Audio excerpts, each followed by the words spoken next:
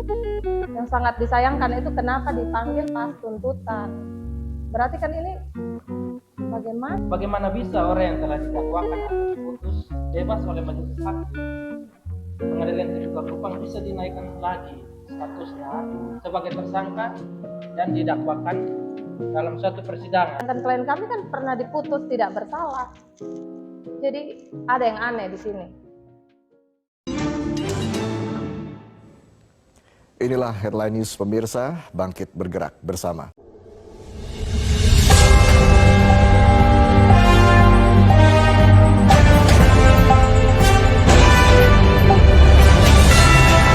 Kami dari kantor advokat Elsiani Saleado dan rekan saya. Franciscus Leonardo Jaur, SMA. Ya, kami di sini ingin memberikan keterangan mengenai kasus yang sedang kami tangani, yaitu kasus pada tahun 2013. Kasusnya berawal dari pengadaan Alkes Manggarai Timur tahun 2013. Nah, itu diadakan kontrak perjanjian berdasarkan surat perjanjian kontrak nomor EU 900 Dinkets 14 garing 10 garing 2013 tanggal 31 Oktober 2013 antara PT Yova Rafa Surabaya dengan pejabat pembuat komitmen PPK yang diketuai oleh Dr. Filipus Mantur dengan nilai kontrak barang habis pakai dan agensia sebesar 869.221.900 bahwa dalam klausul perjanjian tersebut apabila pekerjaan tidak dapat diselesaikan dalam jangka waktu pelaksanaan pekerjaan karena kesalahan atau kelalaian penyedia pihak PT, maka penyedia berkewajiban membayar denda kepada PPK sebesar 1/1000 dari bagian tertentu nilai SPK sebelum PPN setiap hari kalender keterlambatan. Jadi, menurut klien kami, barang yang dikirim sudah sesuai dengan spek yang disepakati bersama, yaitu barang dari Amerika. Namun yang dicatat oleh PPK waktu itu adalah barang dari Cina, yang mana harganya tuh di bawah. Maka dari itu timbullah kerugian negara yang dihitung sesuai dengan barang yang tidak masuk waktu itu. Jenis barang itu barang alat kesehatan, barang habis pakai dan aboketa, barang habis pakai dan aboketa dari Amerika. Barang-barang tersebut hanya beberapa persen saja yang bisa realisasi, masih ada sisa 45,5% atau sebesar terhitung 355.248.000 dari nilai kontrak yaitu 800 sekian yang tadi saya sampaikan itu yang masih belum direalisasi oleh pihak PT. Dalam hari ini terdakwa kami Dr. Franciscus Nangaroka. Jadi pada intinya pekerjaan ini sudah sesuai dengan spek. Namun pada tahun 2013 itu klien kami ini ditangkap dan langsung ditetapkan sebagai tersangka, terdakwa kasus korupsi. Lalu karena menurut hakim pada putusan nomor 33 tahun 2013 ini dakwaannya kabur, jadi dikembalikan. Nah, waktu itu pihak jaksa sempat mengajukan banding, namun kembali dicabut dan dianggap inkrah. Harusnya demikian. Namun pada tahun setelah itu ada dakwaan baru dari jaksa, katanya ada sprindik baru. Nah, kalau sesuai dengan prosedur yang benar, kan harus ada panggilan ulang, BAP, saksi, dan lain-lain. Nah, klien kami ini merasa tidak adil. Karena apa? Karena klien kami dipanggil pada saat sidang. Dan itu sudah agenda tuntutan ya. Dan menurut jaksa, mereka pernah mengirim surat panggilan sebanyak 3 kali. Namun surat panggilan itu tidak ada dan yang mereka masukkan sebagai bukti itu ada tanda tangan, tapi tanda tangannya menurut klien kami itu tanda tangan palsu. Ada 3 dan tidak ada tanda terima. Kalau memang ada panggilan, pastinya ada tanda terima ya. Klien kami sangat yakin. Yang sangat disayangkan itu kenapa dipanggil pas tuntutan. Berarti kan ini bagaimana ya menurut kamu? Baik, mungkin saya tambahkan sedikit bahwa kami sebagai penasihat hukum dari terdakwa Dr. Franciscus Nagaroka merasa keberatan terhadap cara kerja dari penyidik maupun dari jaksa penuntut umum pada Kejaksaan Negeri Manggarai. Kenapa? Bahwa bagaimana bisa orang yang telah didakwakan atau diputus bebas oleh majelis hakim, pengadilan tipikor Kupang bisa dinaikkan lagi statusnya sebagai tersangka dan didakwakan dalam suatu persidangan. Menurut kami ini jelas melanggar asas nebis in idem, yaitu asas yang mengatur tentang seorang tidak dapat dituntut sekali lagi atas perbuatan atau peristiwa yang baginya telah diputus oleh hakim. Itu menurut kami sebagai penasihat hukum. Perlu kami sampaikan juga bahwa putusan pertama waktu di sidang Pak Dr. Franciscus Nagoroka ini, itu majelis hakim mengadili menyatakan persidangan dilakukan secara in absentia, menyatakan surat dakwaan nomor rek perkara PD 03N 317 FT 208 2020 batal demi hukum, mengembalikan berkas perkara kepada penuntut umum waktu itu, mengembalikan biaya perkara kepada negara. Nah, alasan pertimbangan hakim waktu itu dapat saya jelaskan bahwa setelah majelis hakim memeriksa keterangan saksi-saksi yang diajukan dalam persidangan, ini pertimbangan hakim. Saksi Kasmirgon, Filipus Mantur, Silvius Galmi, Benedictus Samsu, Ponsianus Wetang, diketahui para saksi tersebut tidak pernah diperiksa dalam proses penyidikan sebagai saksi dalam perkara tersangka klien kami, Dr. Franciscus Nagaroka yang menjadi terdakwa dalam perkara ini.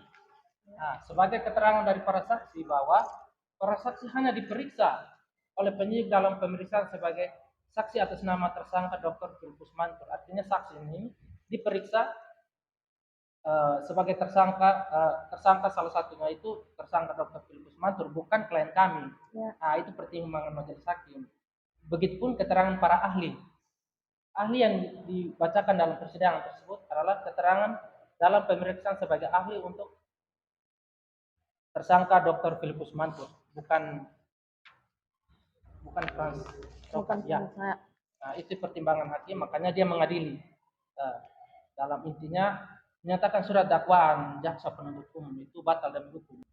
Tetap mau PK, karena di sini klien kami merasa ini tidak adil. Jadi kita harus perjuangkan hak klien kami dan keadilan yang tidak merata.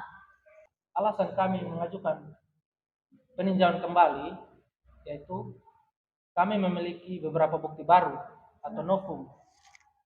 Di antaranya ada 8 bukti yang ingin kami sampaikan pada sidang berikutnya tanggal 21, sidang pembuktian novum, pembuktian bukti baru. Itu yang kami sampaikan. Ada beberapa hal ini mungkin bisa dilihat bahwa ini adalah bukti baru novum yang nanti kita sampaikan. Penegasannya bahwa jangan, karena belum sidang toh, jadi tak usah. Dengan adanya bukti baru ini kami berharap kepada Mahkamah Agung, khususnya majelis yang memeriksa peninjauan kembali ini untuk bisa mengadili secara adil berdasarkan bukti-bukti yang kami sampaikan. Ya, kami berharap sekali agar putusannya memang adil dan klien kami ini bisa membersihkan namanya. Dan yang pasti, kalau memang kita mendapatkan putusan yang adil dari Mahkamah Agung, kami siap untuk membantu klien kami untuk membersihkan namanya dalam hal kita mungkin akan menuntut pihak-pihak yang sudah sangat mencoreng nama baik klien kami, sehingga klien kami tetap menjadi namanya tetap bersih dan bisa dipercaya kembali. Karena klien kami ini bukan orang abal-abal ya. Klien kami ini juga dokter hukum. Beliau juga pengacara di Surabaya. Dan beliau adalah direktur PT Demo Parafa. Dengan masalah ini kan klien kami akhirnya di blacklist. Namanya buruk di masyarakat dan di kalangan pekerjaan ini tentang Alkes. Dari putusan itu meminta klien kami untuk mengembalikan kerugian negara. Kalau biasanya kan terdakwa itu pastinya akan mengembalikan agar hukumannya rendah. Kenapa klien kami tidak mau membayar? Padahal dia adalah orang yang punya uang ya. klien kami tidak mau membayar itu karena menurut dia, kalau beliau membayar, itu berarti kan dengan sendirinya dia mengakui bahwa dia telah merampas uang negara, merugikan negara. Yang sebenarnya tidak pernah ada kerugian negara dalam kasus ini. Bisa dijelaskan kerugian negara yang dialami itu sekitar 150 juta lebih. Upaya yang kami lakukan bahwa untuk mengurus peninjauan kembali ini, yaitu salah satunya kami menjumpai atau pergi ke lapas untuk wawancara terhadap tersangka atau klien kami Pak Franciscus Maroka, menggali informasi-informasi yang ada, mencari bukti-bukti tambahan. Seperti yang sudah kita lihat di depan meja ini, bahwa ini adalah upaya kami menghadirkan bukti baru untuk Majelis Mahkamah Agung mempertimbangkan memori PK kami. Mungkin itu yang upaya yang kami lakukan. Menurut kami ini bukti-bukti yang akan dihadirkan tanggal 21 Februari ini sudah sangat kuat. Dan harusnya putusan memang sudah berpihak pada klien kami ya. Pada saat putusan tingkat pertama. Pada perkara yang pertama, nomor 33. Perkara yang pertama sebelum perkara yang dijadikan tersangka ini, kedua ini. Nah, perkara pertama itu putusan tanggal 16 nomor 2020 nomor 33 Pitsus TPK 2020 PN Kupang, putusan yang pertama. Itu pada intinya bahwa majelis menimbang bahwa surat dakwaan jaksa itu batal demi hukum dan mengembalikan berkas perkara kepada penuntut umum. Itu putusan awal. Nah, mungkin itu salah satu bukti yang kami sampaikan pada saat pembuktian nanti, karena itu salah satu bukti yang menjelaskan bahwa dakwaan jaksa itu tidak kabur. Ya. Tidak jelas, karena itu menurut hakim ya, bukan menurut klien kami. Menurut putusan hakim. Ya. Sebenarnya itu sudah sangat kuat.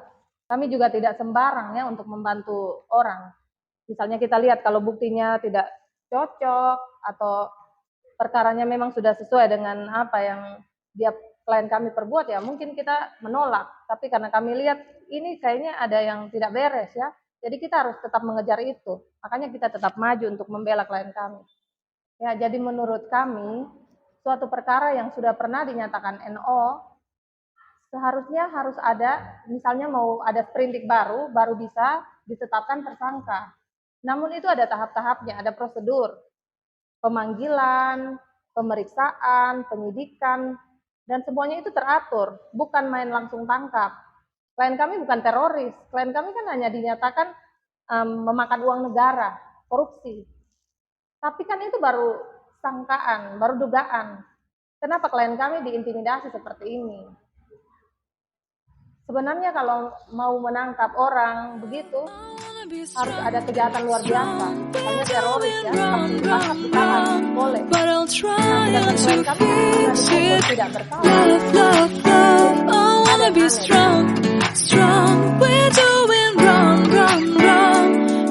Change it.